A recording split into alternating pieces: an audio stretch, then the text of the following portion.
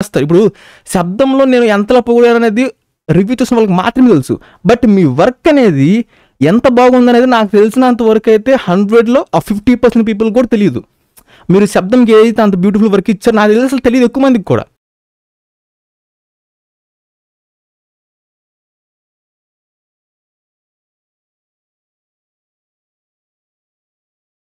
Well, the Raja Saab Telugu teaser, let's go. ప్యూరిటీకి Raja Saab Country Delight మన ముందుకు తెస్తుంది మీ ఈ ఇల్లు నా దేహం, ఈ సంపద నా ప్రాణం, నా తదనంతరం కూడా దీన్ని నేను మాత్రమే అనుభవిస్తాను.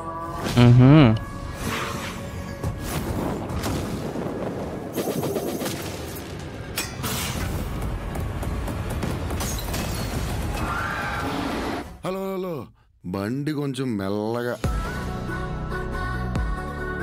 అసలే మన లైఫ్ అంతంత మాత్రం.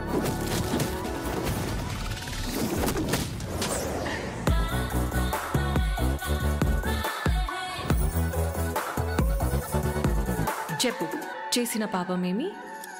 నేరాలు పాపాలేంటండి, డిగ్నిఫైడ్గా లవ్ చేస్తేనే. చచ్చే వరకు చేయవద్దని వేయాల్సిన ముద్రలు వేసేసావు. మేడం, ఏదో తాగిన మత్తులో కరిచేసినట్టున్నాను.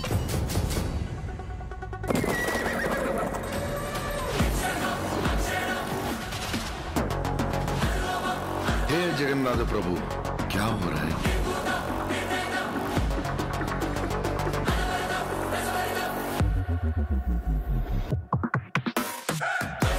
ఓహో,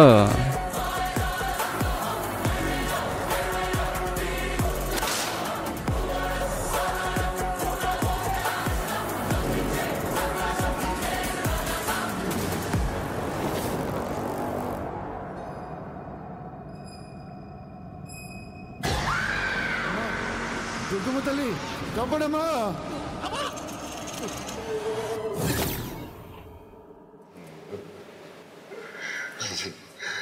తాత వైర్ కొరికేసాడేమో చూడరా బయట.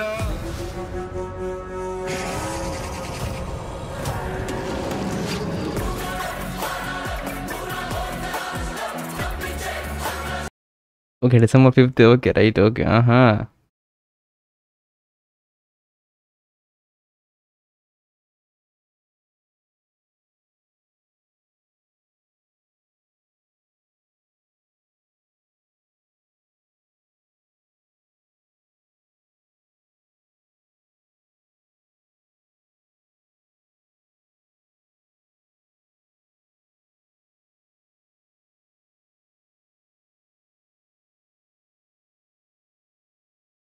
బాగుంది బాగుంది. Okay, right, okay. CG work అయితే ఇట్స్ ఓకే, ఓకే, చాలే. మరి ఇంకా మనం అరే అంత చండలంగా లేదు కానీ ఇట్స్ గుడ్ మ్యాన్. క్వాలిటీ బాగానే పుల్అప్ చేశాను. సంజయ్ దత్ గారికి కూడా మంచి వాళ్ళు దక్కింది. అందరూ మారుతారు కానీ నువ్వు మాత్రం మారవయ్యా. అంతే, అంతే ఇంక ఈ లైఫ్ అంతే అనుకోవడమే అనుకుంటా, సింపుల్గా అంతే. అట్లీస్ట్ ఒక్కసారి నా ట్రై చేయ, కనీసం మంచి బ్యాక్గ్రౌండ్ స్కోర్ మాత్రమే ఇవ్వటం. ప్రతిసారి అదొక సాంగ్ లాగా ఇవ్వకుండా ప్రతిసారి for every film lyrics, music, ప్రతిదానికి అంతే. రీసెంట్గా అక్కడట్టు నేను అప్పటి నుంచి కంప్లైంట్ చేస్తున్నాను. మన రామ్ పోతినేని గారి ఫిలిం ఏంటిది, అది పేర్లు కూడా మర్చిపోయాను. ఓకే, రామ్ పోతినేని గారు ఏంట్రా కాదు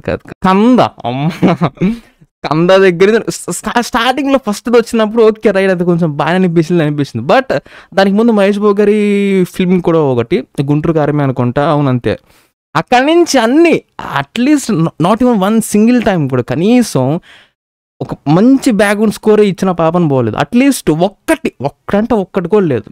ప్రతిసారి లిరిక్స్ ఇవ్వడం, మ్యూజిక్ ఇవ్వడం, లిరిక్స్ మ్యూజిక్ రెండింటిని మిక్స్ చేసి ప్రతిసారి ఇంకా అదే అనమాట. ఒక్కసారి కూడా కనీసం మనం కొంచెం డిఫరెంట్గా ట్రై చేద్దాం, మొత్తం మనం మ్యూజిక్కే ఇద్దాము, సౌండ్తోనే గేమ్ ఆడదాము, రీసెంట్గా శబ్దంలో ఆడినట్టు లేదు.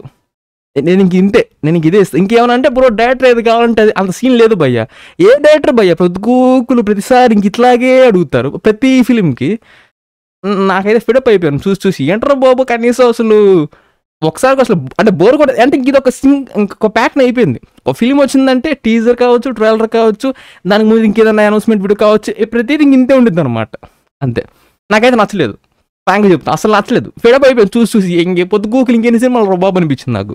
ఇంకా మనం ఆ విషయం పక్కన పెట్టేస్తే ప్రొడక్షన్ క్వాలిటీ మాత్రం ఇట్స్ గుడ్ మ్యాన్. అసలు ఆ హ్యూజ్ ఓపెనింగ్ షాట్ ఇది చాలా బాగుంది. ఇది క్వాలిటీ చాలా బాగుంది. తర్వాత నల్లపిల్లి కావచ్చు, క్రొకోడైల్ మాత్రం నిజంగా అది మాత్రం స్కిన్ టెక్స్చర్ కూడా చాలా రియల్గా ఉంది. అది నిజంగా ఒరిజినల్ తీసుకొచ్చి షూట్ చేసే అనిపించింది.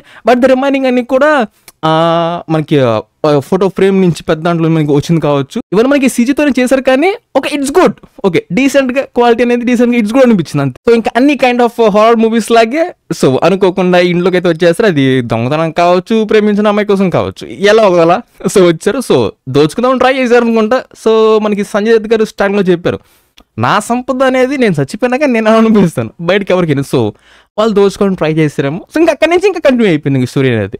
సో ఇంకా చివరికి ఎటు మలుపు తిరుగుతుందో, ఎన్ని kind of twist and turns ఉన్నాయో we need to wait and see. ఎందుకంటే నాకు ఎందుకో సంజయ్ దత్ గారు అండ్ ప్రభాస్ క్యారెక్టర్ అంటే వాళ్ళ క్యారెక్టర్ నేమ్స్ ఇంకా రివీల్ అవ్వలేదు కాబట్టి వాళ్ళిద్దరూ ఎందుకు అన్నతమ్ములు అనిపిస్తుంది నాకు, అన్నతమ్ములు బ్రదర్స్. ఎందుకంటే ప్రభాస్ మనకి కొంచెం రాజు కైండ్ ఆఫ్ గెటప్లో మనకి లుక్ రివీల్ చేశారు కదా. సో మనకి అది ఎక్కడ చూపించలేదు. నేను అనుకోవడం ఏంటంటే ఆయన రాజ్యాన్ని ఈయన కబ్జా చేసేసి ఈయన ఉంచుకున్నాడేమో, ఆయన ఫోటో ఎక్కడో రూమ్లో దాగుందేమో అనుకుంటున్నాను. ఎందుకు అట్లా అనిపిస్తుంది, ఏం దూరం చూసని చెప్తున్నాను, ఎందుకు నాకు అదే అనిపిస్తుంది. థాట్ కొంచెం అట్లాగే ఉంది. ఎందుకంటే ఇప్పుడు హారర్ కైండ్ ఆఫ్ మూవీస్ అనేవి ఒక ఇంట్లోనే జరుగుతాయి అనమాట. అది ఇంట్లో కావచ్చు, ఇట్లా హ్యూజ్ బంగ్లా కావచ్చు, ఒక ఇంట్లో జరిగిద్ది. వేరియస్ కైండ్స్ ఆఫ్ హౌసెస్కి అయితే అది స్టోరీ రొటేట్ చేయలేరు. సో మెయిన్ ప్లాట్ మొత్తం ఇక్కడ మనకు ఉంది, క్లియర్గా ఉంది.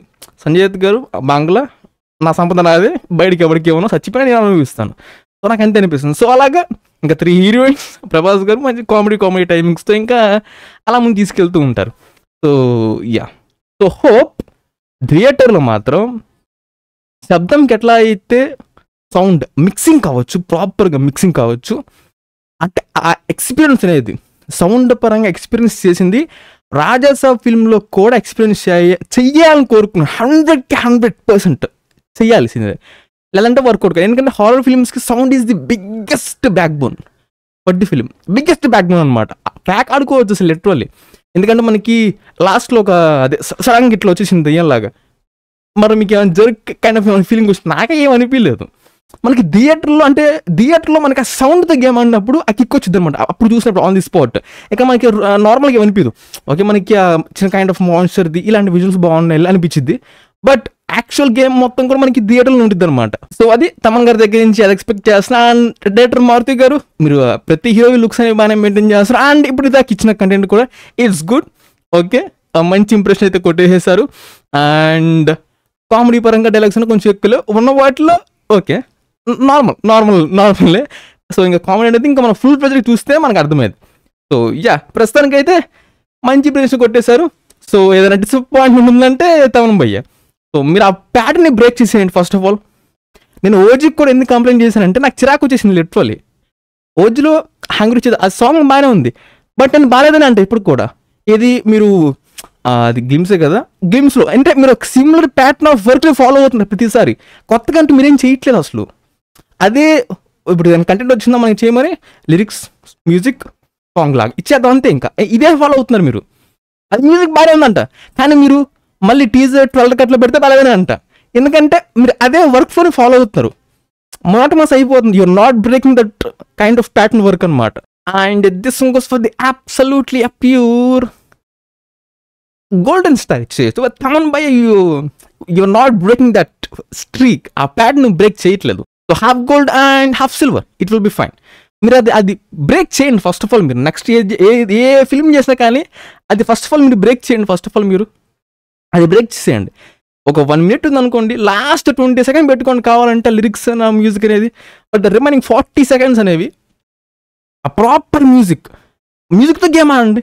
శబ్దంలో అన్నట్టు అప్రిషియేట్ చేస్తారు. ఇప్పుడు శబ్దంలో నేను ఎంతలా పొగిడాను అనేది రివ్యూ చేసిన వాళ్ళకి మాత్రమే తెలుసు.